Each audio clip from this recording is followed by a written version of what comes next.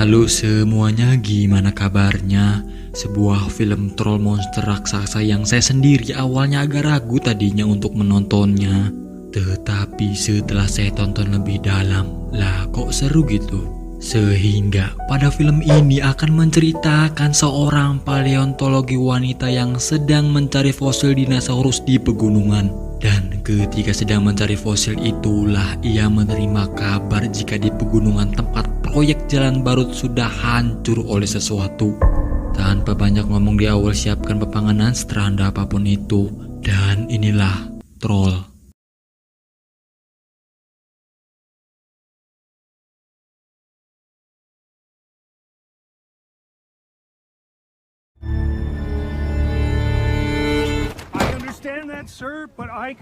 Di awal film memperlihatkan sebuah pantai di negara Norwegia. Di sana ada seorang paleontologi wanita bernama Nora yang sedang mencari fosil dinosaurus yang katanya ada di pantai tersebut. Nora bersama dengan timnya mereka berusaha menggali terus-menerus sampai bapak itu mengatakan jika ia harus sudahi saja untuk pencariannya. Namun Nora yang tidak mengenal kata menyerah, tak diduganya Nora berhasil menemukan sesuatu di bawah tanah, dan ketika digali lebih dalam, Nora menemukan fosil dinosaurus. We got something! My God, would you look at that?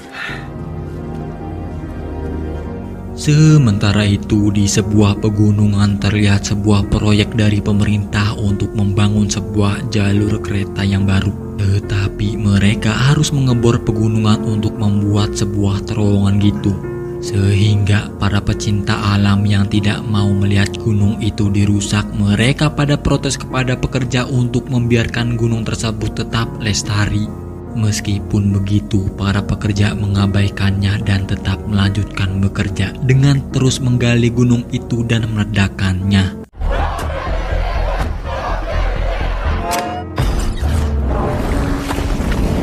Namun setelah para pekerja kembali ke dalam terowongannya lagi, mereka mendengar suatu gemuruh di sekitar mereka.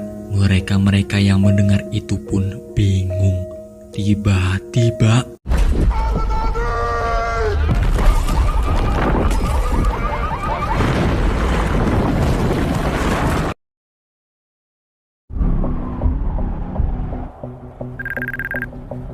sementara itu di markas operasional angkatan bersenjata yang bertempat di ibu kota, para petugas menerima kabar kalau ada peningkatan aktivitas penggunungan di tempat proyek jalur kereta tadi. Sehingga mereka mengirimkan pesawat untuk memeriksa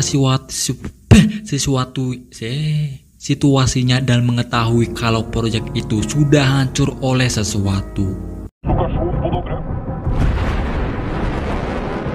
Pak Menhan mengabari hal ini ke Ibu Perdana Menteri yang ditemani sama seorang penasihat yang bernama Andreas.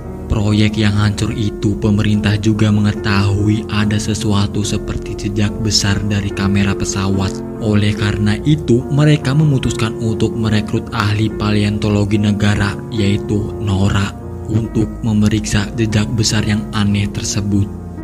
Awalnya Nora yang tidak mengetahui mengapa mereka memanggilnya dan apa tujuan pemerintah menyuruhnya datang ke markas. Tetapi setelah di ruang meeting yang sudah ada para petinggi dan para ahli, di sana Nora menebak jika sudah terjadi sesuatu yang gak beres. Dinosaurer ble utrydda for 65 millioner år siden. Kemudian Pak Menhan memberitahu kalau kejadian hancurnya proyek itu bukan gara-gara serangan militer ataupun serangan teroris lainnya, melainkan terjadi peristiwa yang bersifat geologis. Ketika para ahli menyebut dan menduga itu adalah perubahan iklim, Nora yang mendengar itu tidak yakin dan merasa jika di tanah itu kemungkinan jejak kakinya dari seekor makhluk yang besar. Dan tak lama kemudian datang seorang operator wanita berkacamata bernama Sigi, seorang peretas komputer. Di sana ia memberitahu kalau setelah dia meretas tadi, Sigi baru berhasil meretas salah satu HP pendemo. Di dalam video tersebut terlihat ada sesuatu yang besar dan langsung menghancurkan proyek di sana, sehingga semua para pendemo yang melihat itu panik.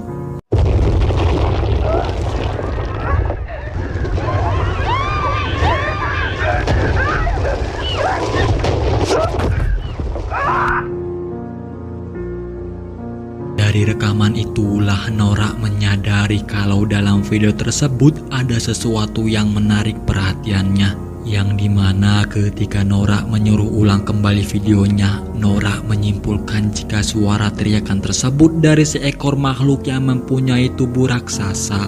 Sehingga hal ini membuat semua orang menjadi heran dan tak percaya, dan orang di sana mengira kalau makhluk tersebut kayak King Kong. Tetapi berbeda dengan Nora, ia bisa memastikan kalau tinggi makhluk itu bisa mencapai sekitar 40-50 meter. Setelah itu, Nora diajak bersama Andreas untuk menyelidiki langsung jejak dari kaki tersebut. Dan ketika di tengah perjalanan, mereka melihat sebuah rumah yang hancur oleh makhluk raksasa. Di sana mereka bertemu dengan seorang kapten tentara bernama Chris yang memberitahu kalau pasukannya menemukan makhluk raksasa tersebut yang mendaki bukit dan melewati lembah, dan jejaknya berhenti 20 km dari area di sana. Nora, Andreas, dan Chris kemudian langsung bertemu dengan saksi sepasang suami istri dari pemilik rumah yang hancur yang mengaku jika mereka melihat rumahnya hancur oleh makhluk raksasa tersebut. Tetapi mereka yang ketakutan tidak melihatnya secara jelas dan lebih memilih bersembunyi di basement. Setelah berbincang-bincang dan tak ada lagi yang dibicarakan ketika Nora akan pergi, ibu itu mengatakan jika ia mendengar suara raungan dan entah mengapa ketika mendengar raungan itu membuatnya sedih. Setelah mendapatkan keterangan dari mereka, Nora dan kawan-kawan memeriksa jejak kaki yang sangat-sangat besar. Di situ Nora memeriksa jejak biologis dengan senter sinar UV miliknya. Namun Nora tidak menemukan apa-apa, jadi mereka bertiga ini melanjutkan perjalanan sampai ke jejak terakhir. Tetapi ketika di sana mereka tidak menemukan apa-apa. Kemudian Nora berencana pergi ke rumah ayahnya di tengah pegunungan gitu. Ia ke sana dengan tujuan untuk meminta bantuan mengenai kejadian tentang troll ini. Ketika sampai di sana, ayah Nora kaget melihat kedatangan mereka dan menodongkan senjatanya. Tetapi setelah melihat anaknya yaitu Nora, sang ayah akhirnya menurunkan senjatanya. Kan du legge vekk hagla? Fine. Hey! Whoa, whoa, whoa, whoa! Hei, dette er kaptein Chris. Toffer Holm. Trevlig. Dan ketika masuk ke dalam rumah sang ayah, di situ sudah banyak sekali informasi mengenai makhluk raksasa yang saat itu dikenal sebagai dongeng di negara Norwegia di sana. Salah satunya yaitu sebuah foto yang menunjukkan sejarah pada tahun 1943 tentang suatu pasukan yang disuruh untuk membangun jalur kereta di daerah pegunungan Norwegia. Namun pada akhirnya dihentikan karena dipercaya gara-gara ada sesuatu di gunung tersebut. Sang ayah juga berpendapat jika ia yakin kalau suatu itu sengaja dirahasiakan dan bukti serta saksinya sengaja dihilangkan.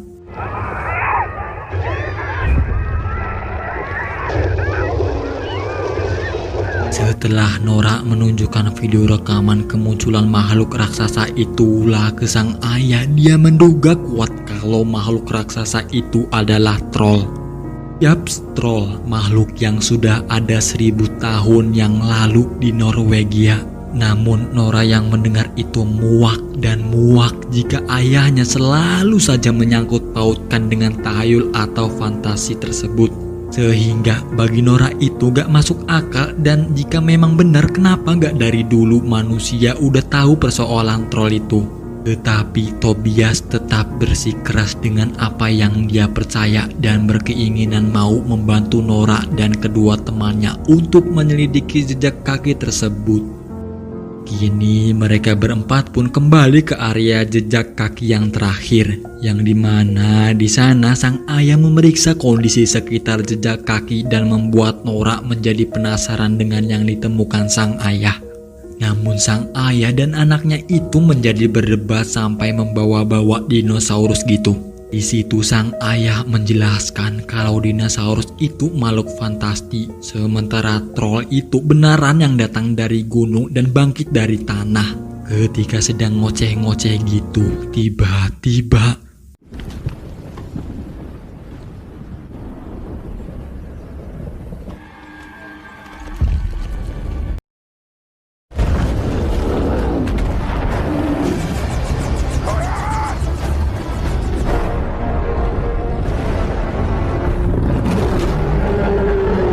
Kapten Chris yang melihat itu langsung mengabari kejadian tersebut ke markas, yang dimana semua petinggi pada shock.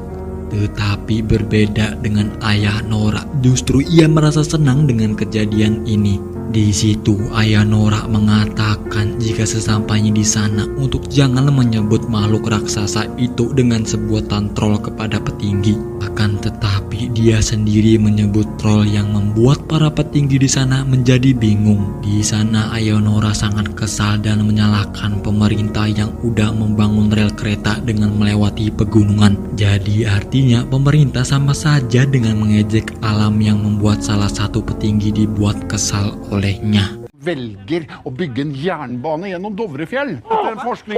Ja da, det er jeg som er gæren. Kemudian Nora meminta waktu untuk mengatasi masalah troll itu. Tetapi Ibu Perdana Menteri tersebut merasa resikonya terlalu tinggi. Ibu Perdana Menteri mengatakan jika masalah ini akan diatasi oleh angkatan bersenjata, sehingga mau tidak mau mereka ikut bersama Kapten Chris yang akan melaksanakan operasi militer. Dan operasi militer yang dilakukan nantinya yaitu di area hutan. Setelah para tentara yang sudah berada di posisi masing-masing, mereka menunggu troll itu datang. Tetapi setelah menunggu cukup lama, ayah Nora menggunakan kesempatan ini untuk mengingatkan cerita tentang troll ke Nora. Ia menjelaskan jika troll itu dulunya ada banyak dalam kawanan besar seperti keluarga. Tetapi gak lama kemudian akhirnya troll datang.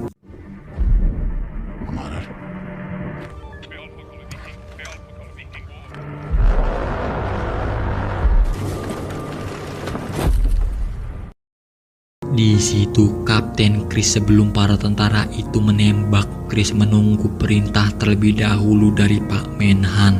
Setelah dikasih izin oleh Pak Menhan, tembakan itu pun dilepas. Du har tillatelse til å åpne ild.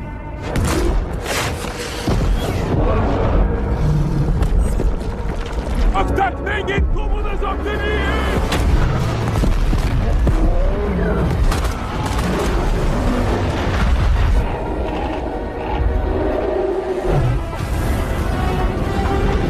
Di tengah persembunyian itu, Nora melihat seseorang tentara yang udah sekarat gitu. Sementara troll itu sendiri lagi berada di dekat mereka. Dan ketika Nora secara perlahan-lahan kabur dan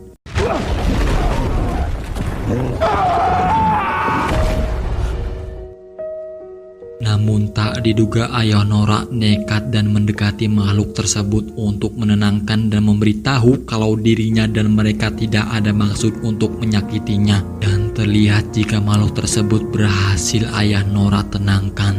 Tetapi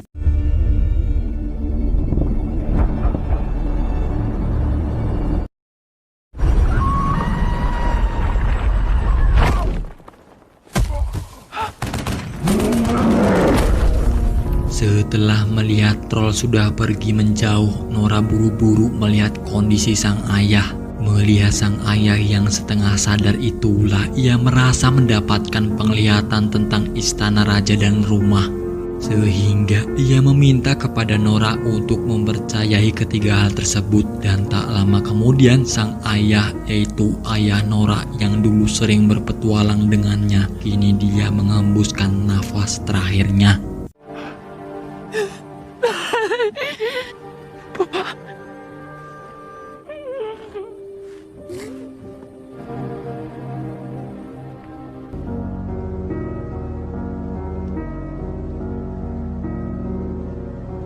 Setelah insiden itulah Nora mencari tahu maksud dari istana, raja dan rumah dari buku milik sang ayah sampai-sampai Nora ketiduran. Setelah bangun, Chris dan Andreas kemudian mendekati Nora dan membahas tentang lukisan troll yang pernah dilukis oleh pelukis terkenal yang menunjukkan jika troll dipercaya troll tidak tahan dengan sinar matahari. Sehingga dari informasi itulah Nora mencari tahu dari kelemahan troll, dan ketika melihat sebuah foto gereja, Nora menyadari jika benda yang ada di gereja tersebut pasti bisa menjadi kelemahannya troll. Oleh karena itulah Nora, Andreas dan Chris menyampaikan ide ini ke pemerintah. Kemudian mereka pergi ke sebuah taman hiburan yang akan dilalui troll nantinya, yang dimana di sana sudah banyak orang yang sedang berkunjung di taman hiburan tersebut. Di sana ada seorang anak kecil yang sedang bengong gak karuan melihat patung troll. Tapi gak lama setelah itu terjadilah goncangan di area taman hiburan.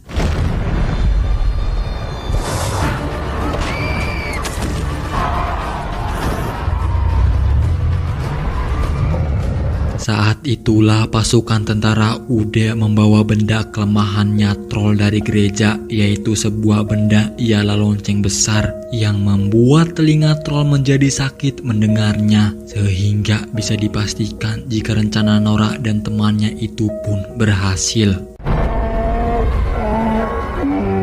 Namun troll yang merasa terganggu, ia tidak membiarkan hal ini terjadi dan mulai menyerang balik ke beberapa helikopter. Ada satu helikopter yang terjatuh ke arah si bocil yang berada di bawah yang masih melongo melihat troll. Sehingga ayahnya yang melihat anaknya yang dalam keadaan bahaya, ia lari dan cepat-cepat melindungi anaknya.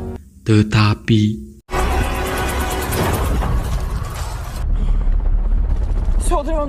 sehingga kabar ini menjadi berita dan diperbincangkan di seluruh dunia termasuk media Jepang. Sampai dari jejak yang dilalui troll selama ini, para ahli menduga jika troll sepertinya akan menuju ke arah ibu kota Norwegia. Sehingga hal tersebut akan menjadi ancaman besar bagi seluruh warga ibu kota.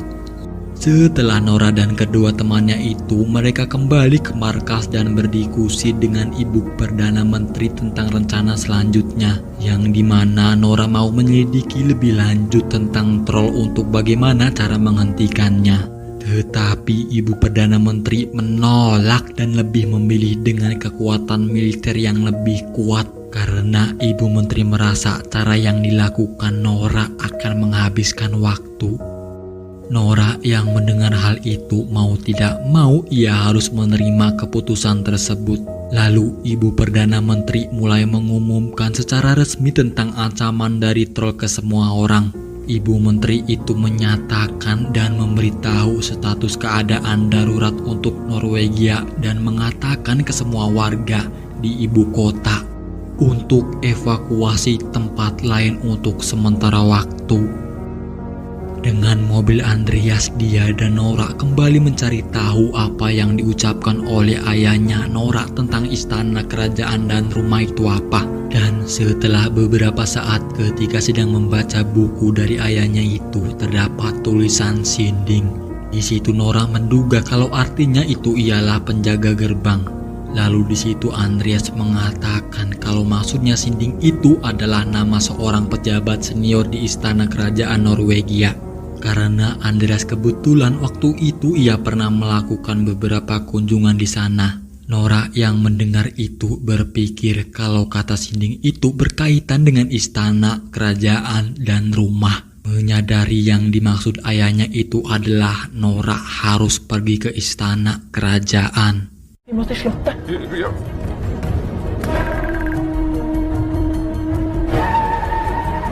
Setelah sampai, mereka disambut oleh kakek-kakek bernama Sinding. Di sana ia mengaku kalau dirinya pernah mengenal Tobias sejak lama. Dan ketika sampai di sebuah tempat yang dimaksud ayahnya, ternyata di sana adalah tempat istana kerajaan troll yang bertempat di bawah tanah. Di situ Sinding menjelaskan kalau tempat ini dulunya ditemukan pada tahun 1920-an dan menceritakan kisah troll yang dahulu kala para troll di tempat ini dibantai semua gara-gara gak sesuai dengan keyakinan dari pemimpin suatu kelompok gitu. Namun para troll berhasil menyelamatkan salah satu anak dari raja troll dan menggunakannya untuk mancing si pemimpin itu kembali ke yang ke-8 yang ada di dalam pegunungan yang menjadi proyek jalur kereta tadi. Lalu di sana Nora meriksa salah satu tulang dengan sinar UV-nya dan ternyata tulang itu perlahan-lahan berubah menjadi batu yang membuatnya teringat sama sebuah kalimat dalam dongeng troll, yaitu dari gelap datang dan terang hilang. Jadi artinya troll itu sebenarnya memang lemah dengan sinar matahari dan pada saat dia bangkit di pegunungan dia bisa bebas bergerak karena keadaan cuaca sedang mendung. Sehingga Nora berencana untuk melakukan sesuatu yang bisa menghentikan troll dengan meminjam mobil istana di sana. Bukan hanya itu saja, Nora juga meminta bantuan ke Kapten Chris. Di telepon itu, Chris mengatakan jika dirinya tidak bisa menyuruh para tentara yang sedang bertugas mengamankan kota. Oleh karena itulah, Chris meminta bantuan ke sahabatnya. Setelah Kapten Chris dan sahabatnya bertemu, sahabatnya itu sudah mempersiapkan beberapa tentara di sana. Di saat itu, pemerintah sudah mengetahui pasukan tentara yang ternyata gak cukup untuk bisa menghentikan troll. Sehingga Ibu Perdana Menteri menyuruh untuk meluncurkan rudal walaupun risikonya bisa mengakibatkan ibu kota hancur. Oleh karena itulah Pak Menahan mengeluarkan sebuah kode rahasia untuk mengaktifkan rudalnya. Jelas hal tersebut diketahui oleh Shiggy dan langsung memberitahu ke Andreas. Di situ Andreas mengatakan jika tindakan tersebut tidak bagus, sehingga Andreas menyuruh Shiggy untuk meretas sistem pesawatnya.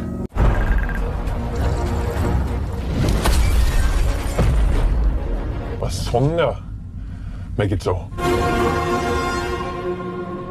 Setelah suara tersebut berbunyi dan terdengar di seluruh kota sebagai tanda jika itu peringatan kalau rudalnya akan diluncurkan. Di saat bersamaan Shiggy yang sedang cepat-cepat meretas sistem pesawat tersebut. Dan ketika rudal tersebut akan diluncurkan, Shiggy berhasil meretasnya.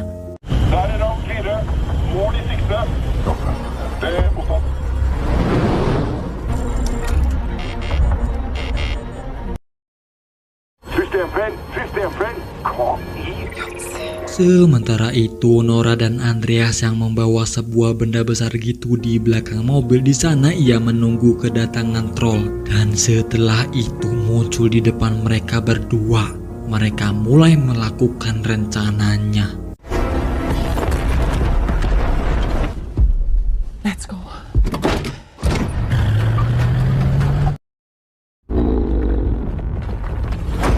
Setelah melewati tubuh troll, Andreas langsung cepet-cepet membuka kain penutup benda itu. Yang ternyata benda itu ialah tengkorak dari salah satu troll yang lain untuk membuat troll itu marah. Dan ketika terus menjauh dari troll itu, salah satu tali pengencang gitu lepas dan membuat tengkoraknya jatuh di jalan.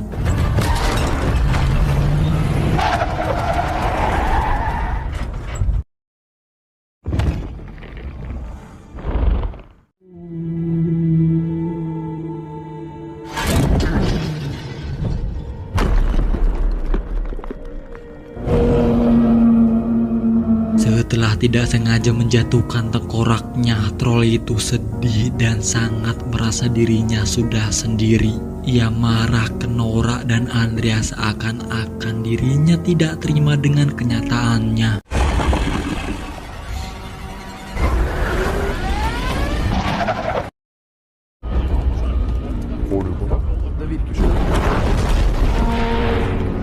Ketika Nora masih ragu-ragu untuk keluar karena kecepatan mobilnya saat itu sangat cepat. Dan ketika tangan troll mau mengenai Nora, mau gak mau Nora harus keluar dan mendarat dengan keras tepat sebelum Nora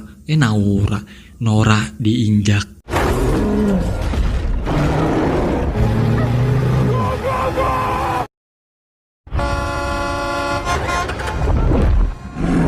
Kemudian Kapten Chris cepat-cepat mengaktifkan sebuah generator listrik agar nantinya cahayanya mengenai troll dengan kelemahannya itu.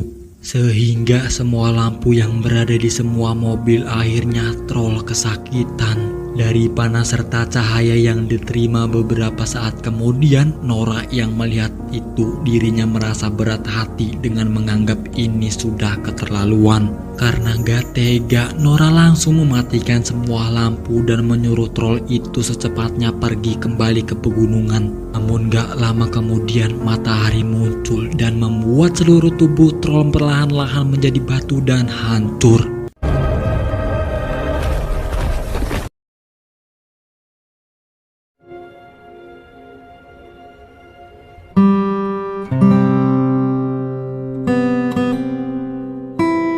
Setelah berbentuk seperti bukit di situ, Andreas berkata, apa yang cocok untuk nama bukit itu? Di situ Nora menjawab, ia menjawab jika dirinya menamainya dengan nama bukit Tobias seperti nama ayahnya. Film pun berakhir.